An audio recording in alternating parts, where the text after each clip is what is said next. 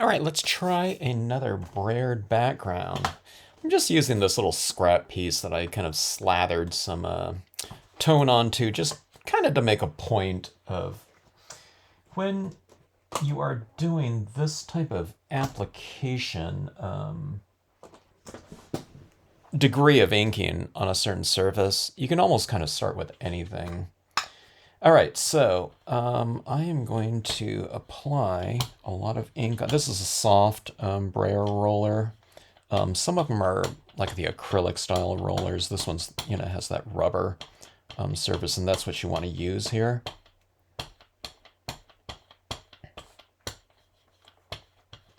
And I think some have a more solid, like a plasticky type of surface. But this one is for kind of the transfer of actual media onto your piece. Okay, I'm going to lay down some rose pink here. So just any kind of like light pink will be good. All right. Kind of change your rotation a little bit as you do this. Otherwise, it'll kind of get, you'll get those kind of lines going across, where it doesn't reach, or I don't know, it gets into, the same pattern. And then just re-ink again. You want to get a pretty good saturation with this first layer. Okay. Now I'm using dye-based inks on glossy cardstock. You can try a different type of cardstock. You can go for a matte type of cardstock. But if you do that, it's, first of all, it's not going to be shiny, and your ink is going to get absorbed into the paper at a much, much faster rate. So you can get some good blends going. I mean, I haven't done a matte in a long time, but you just have to get this page really, really saturated with ink, especially with your first color. That's going to make like a world of difference, okay?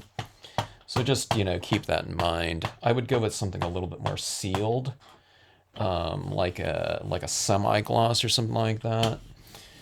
And then, the glossy is really good. But sometimes those more absorbent papers, the matte and the semi-gloss, can be better sometimes for the darker colors, because sometimes when you start building up so much color or so much media on the surface and into the pulp like this, sometimes those darker tones can be a little bit, and it can take longer to transfer onto the surface like this. So I don't know, just kind of play around with it. Now it's always going to look a little bit kind of rough. You have to kind of blend it in. You have to kind of layer it down and get it kind of evened out. Okay, so don't expect it to just go on like, and suddenly it's got the look you want with one pass, or even I don't know, whatever, 20 passes. We're talking about, rolling like this several times. It's going to take quite a few, to kind of get the result that we're going after here. Okay, I thought I would try. I don't know, I want to just try kind of like a purplish kind of color scheme here. And I don't know if I'm using the right colors here. I just thought I would use some of my mementos here that I don't use too often. This one's a sweet plum. It's probably moving a little bit into, a different color than, what would be ideal for kind of this violet toned scene that I'm going for. I can tell this color right here is it's already a little bit on kind of the warm side. Okay, now see how harsh that is right there? I'm going to want to kind of blend that in a little bit more, and it might not be done with the brayer. I might be going to something like a paper towel to get my streaks down, but I'll get it started off with that. You can see my rotation right there. Let me get a little bit more ink on here. Okay, let's go like this. Let me try this. I'll go with a little bit of a lighter roll. Okay, and then I'll just kind of start transitioning this over a little bit.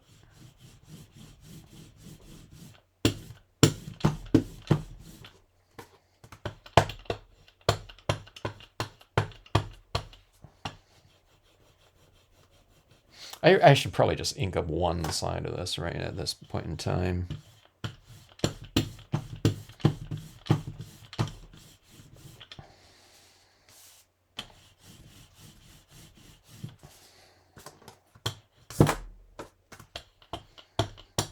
Now this is also for a certain type of look. It's supposed to be kind of this glowing kind of curtainy type of look. Okay, let me try a little bit of lighter touch.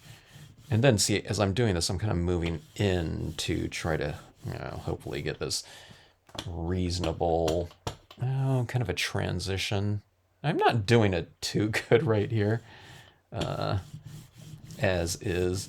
But I'll show you where this comes into play in terms of the usage of this, okay? As I work this. Okay, now I'm going to come down from the top a little bit, like so.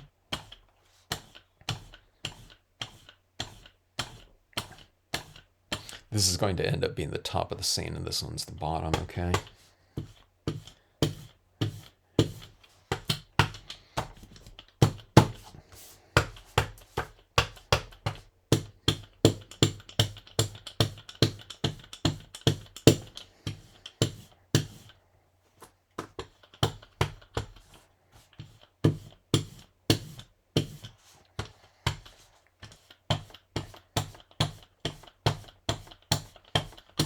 Starting to come together a little bit. We still have, a few tones or values of this violet that I'm going to be working through. I can feel the page is getting a little bit, or maybe quite a bit, moister, okay?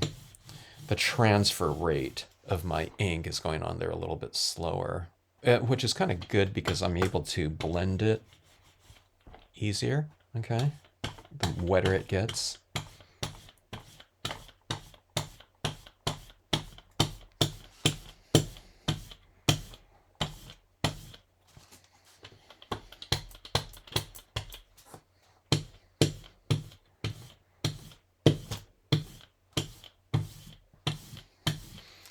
Okay, I think that looks pretty decent there as far as what I'm going after. As I'm rolling this, I can kind of see it smooth out much more than, when the paper was dry, then it gets a really definitive, kind of line in there. But now this is kind of blending a little bit more. All right, now I think I'm going to switch up as I move into... my darker tones. Let's go to a magenta, and believe it or not, I'll use this dark brown here. I'm not going for a brown scene, but it'll provide a little bit more of a contrast in here, okay? Now this magenta is really, really... it's a really bright tone. Actually, I might do this with the brayer as well. This pad is really super old, so it's a little bit concave. Okay, so see this? I'm kind of rolling it in gently. Oh, that pad is actually disintegrating on me. So I see chunks of that pad in here. Okay, I'm doing this with a pad that's like disintegrating on me. So you can do it with a good pad, I'm sure. You can see those chunks of ink pad on there. But that's a pretty good glow with that magenta right there. Okay, I'll show you how kind of wet this surface is. I think it'll kind of streak a little bit. I don't know if you can tell that when I was streaking on here like that. I'm just doing this just to get those chunks of pad off of my piece.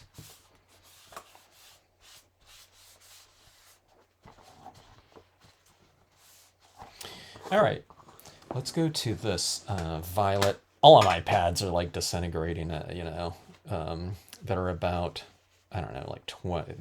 They might be 30 years old, so they're really getting there.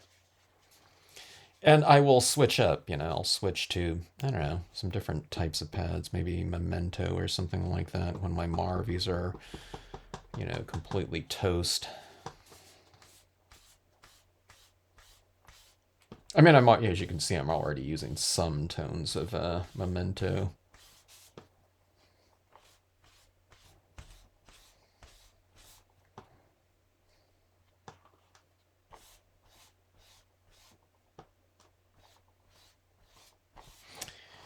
Okay, and I think that violet there is a little bit dry. Let's try some crimson red. Going with some combinations of colors here that I normally don't do. Or I do like very seldomly, I guess. So you can add on like that. It just gets richer and richer in terms of the kind of the, I don't know. It's the color scheme, but it's kind of more of the intensity range. It gets a little bit more intense the more colors you add down onto your piece, just because they're transparent colors, and it's not mudding the colors up really, because I'm kind of working within kind of this spectrum, like a range of kind of analogous colors. They're colors that are right next to each other on the color wheel. So I'm not doing like a green over the top of this or something like that. Although I am going to move into brown, but it's going to be more of a dark brown, like a darker tinge, okay? And then we'll go to black, all right? So let's see if I'm effective with this dark brown here. And I say that because as I'm applying this, I might be removing some of the ink that's already applied down there, so it might not be, this brown might not be transferring. Okay. Now, in that case, what you can do is you can just allow this to dry a little bit, but it seems to be getting a little bit darker, and I can tell because it's darker now, like on that side, than it is this side. And I'm going to go for these little curtain-y types of things, so I'm going to leave some space in between my streaks like that, and that kind of gives it this kind of this look of these kind of hanging curtain-y types of formations on here. So what you're doing is you're going for this type of look right here, okay? And what I'm doing is I'm not just doing one, I'm kind of staying in one space, okay, like this. And then when I want to get another streak down here, I'm kind of going like this. I'm staying in one thing so I can really develop a nice,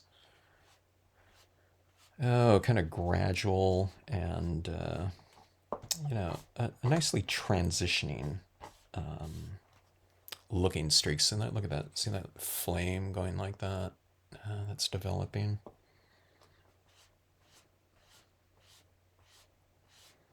And see, this isn't really looking like brown because all the colors underneath are, showing through. So it's just it's kind of a little bit more of a, it's kind of a mellow but still warm looking, kind of, I don't know, whatever, background, sky, all of the above.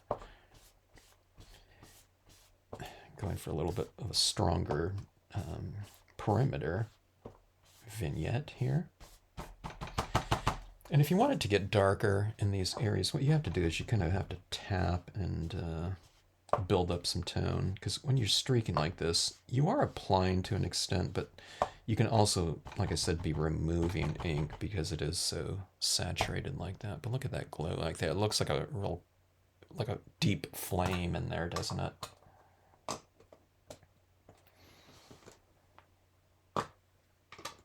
Okay, black.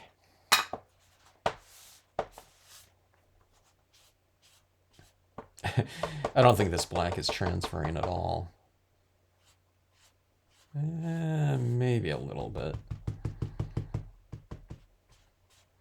Sometimes you have to kind of tap some off like this to get kind of a, it's like a little bit of a puddle, I guess, puddling, I guess you can call it. And then what you do is you just kind of streak it like that, you know, to smooth it out. So tap it on, get a little bit on there, and then streak. Now I can do that because this page is really saturated with ink. You know, where you can tap it on there like that. You know, it's just not dry, like, at all.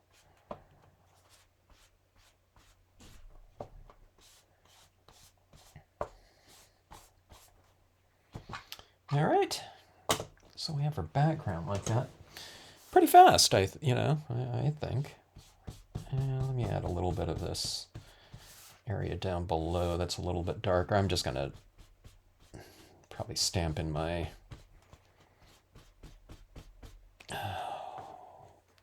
nature set number 8 types of imagery in here. And here we go. Looking for my bleed proof white. One little bit of paper towel. It's not even a whole paper towel. It's like I don't know, 1/8 of a piece of paper towel maybe. And this is your white pigment ink. And if that area in the background represents stars, I mean sky, night, like a nighttime type of sky, these are going to represent stars.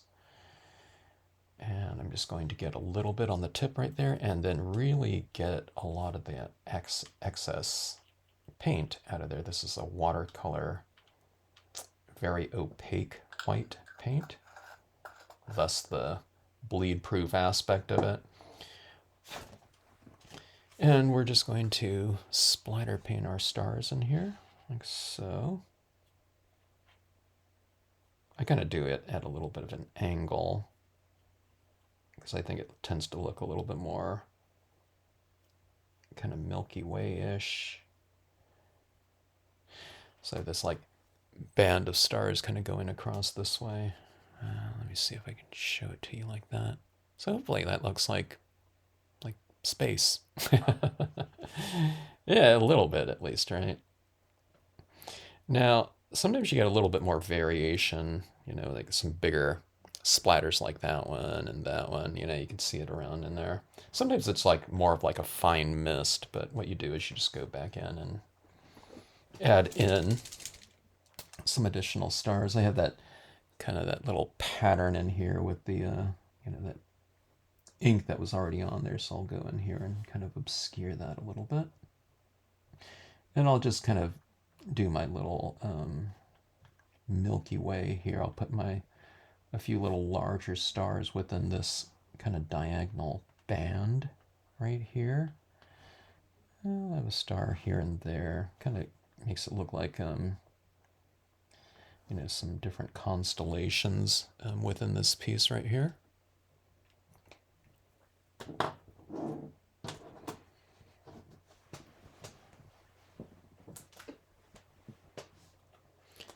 And okay, I want a really good impression here with my imagery.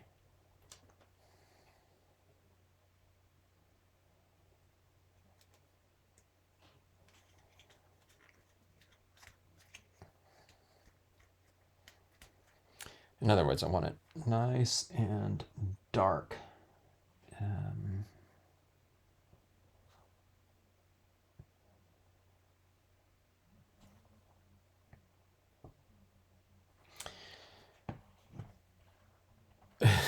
So I'm kind of wondering what ink I should use for this. I have some different choices. I have a VersaFine Clair. I have my hybrid black right here. Let's just go with my Marvy. Okay, Marvy, my dye-based ink. That's usually my go-to ink. I might have to re-ink it though. Let's see. Black Marvy re-inker ink is becoming pretty scarce these days. I don't know if you can buy it anymore. Marvy, I think, discontinued a lot of their dyes out there in pen, in pad, like every, I don't know, so many incarnations of it. I'm throwing this one right down at the bottom of the scene. Again, I'm giving it a pretty decent amount of pressure. I'm standing up doing that. Don't stand up and do like that for like really small images, okay?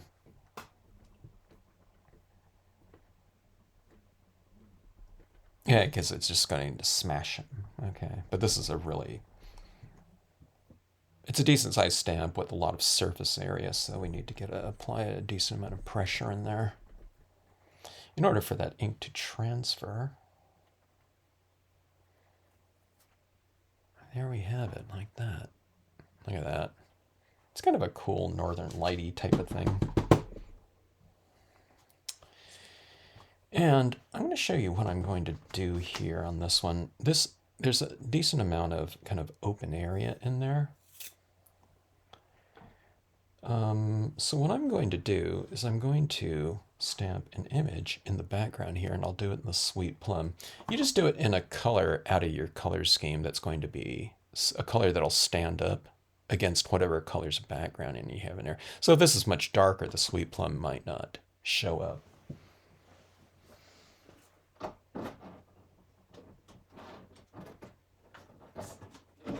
Okay, looking for my Pine Row right here. Okay, this one looks like I stamped it out in StazOn ink the last time. I'll do a test impression just to make sure.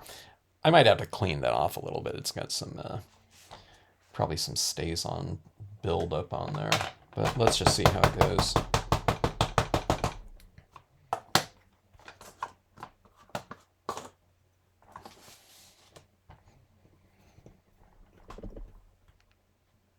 I think that'll be okay.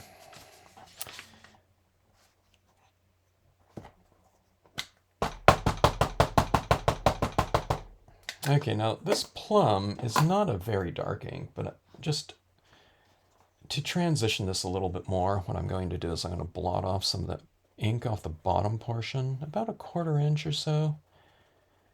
So I have a little bit more taken off down here and a little bit less taken off here about midway up, okay? So it's transitioning from wet to dry like that. I don't want it abrupt, like just wet and then suddenly completely dry. I just want it medium to and the medium dampness and then kind of drier at the base.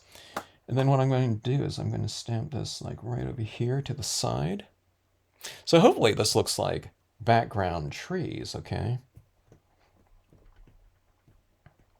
This is something that I used to do, not this Brayered background, but creating depth through value in my second class, like Stampscaping, I don't know, whatever, 201 or 102, I don't know, whatever it was called, back in my live workshops. But look at that. Look how beautiful that is right there. Those trees in the distance like that. And then I'll do it again on the other side. I mean, you can just stamp it right in the middle there, but I kind of like to leave a little bit of an opening. Now, the reason why I kind of transition that a little bit down here is so that those trees aren't as dark right next to the darker tree right here. So there's a little bit more contrast between this tree and those background pines, okay? So see if you kind of take off, and this one's going to go like this. So you take off a little bit more ink down at the base and then a little bit less here. So I'm kind of wiping it off right here. So it's a little bit less moist right in this area right here. And then it's complete moist up top, okay? So again, it's transitioning from wetter to drier when you stamp it out. And thus, it'll stamp out darker up here and lighter down here because there's just more ink up here of that color. Okay, now this really merges in with the background because we have this colored light in the background. So when you stamp your imagery in a color out of that color light, it really kind of incorporates with the scene. And that's what's happening out in nature. You're not seeing something for what its color is. I mean, you could get an accurate color, but usually if you're looking at something at a distance, light is reflecting off and it's coming back towards your eye. And then it's reflecting off different things. It's bouncing off different things. I think it's called refraction or something like that. I could be mistaken. I'm trying to remember the term, but okay, here's the thing too. When you're working with a lake type of thing, here I'm wiping off a little bit more ink and taking off more right here. And watch this. See this? I'm matching this up right here. And I'm going like this in the water. Now remember, I kind of took off a little bit more ink because this is going to be a reflection down in that water. Look how great that looks right there. And then we'll do another one right over here. I do like a little bit that lightness down there, so I'll try not to, remove all of that. Okay, so mopping off a pretty decent portion, and then wiping it off like this. Now remember, this is going this way, so you're wiping it off here again, like that. And we'll go upside down, and I'm just stamping it right over the top of the rocks because the rocks are darker anyway, so that's not really going to be any big deal. And there we have it. So what do we have? At the 26-minute mark, I think this is a pretty beautiful card right here. You can do like a quote stamp up here. You can put it on a separate piece of paper. I don't think it's, unless you stamp it out in white. But I think that's a pretty cool looking piece right there. I'll finish this off probably with a little bit of I'll make some of these stars kind of glowing or something like that. Or you can use like some crystals on here, like clear crystals that look like little sparkly diamonds in the sky. I mean, it's something, when you're doing something like this too, these are kind of the colors of like Valentine's Day. You can do something kind of more, I don't know, representational or something like that, thematic like that. When it comes to nature, it could, they have the red in there. It's like the color of passion or something like that too. Okay, now this will really benefit from a good acrylic spraying on here. It'll really bring out the depth of all those different tones that you've laid down in here. And you can do it like at this point in time when this is still a little bit damp, or you can wait and, sometimes these dry and it dries kind of dull, okay? I tend to think that if you spray it before it kind of dulls, that it looks better, but even if these dry and it looks kind of dull for you, it kind of dries like a frosty tone. Not really so much with the Marvy inks, but with these other brands. When you layer them in this, with this degree of saturation and depth, they can look a little flattened out. But when you spray them, it kind of brings back the look of a freshly stamped or ink applied piece, okay? So don't sweat that too much, but test it out, And like I said, sometimes with some of these, like I said, I think I've been convinced that it kind of retain the depth and intensity a little bit better. Like I said, if you spray them before they completely dry. Now, you don't have to go run outside or something like that, but I'm talking about within, an hour or so after doing it. But anyways, I think that looks pretty cool up there. And I think the brayer does help. This is like a, it's a slimline, but it's basically the equivalent of two quarter-page cards. So I think the brayer kind of expedites the entire process by applying a really good saturation of those base layer inks.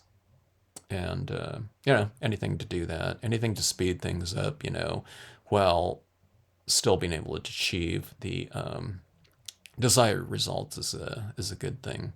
So I'll mat this off too, and we'll take a look at that and see what it looks like when it's complete. I'll do that in a separate video. Okay, thanks for watching.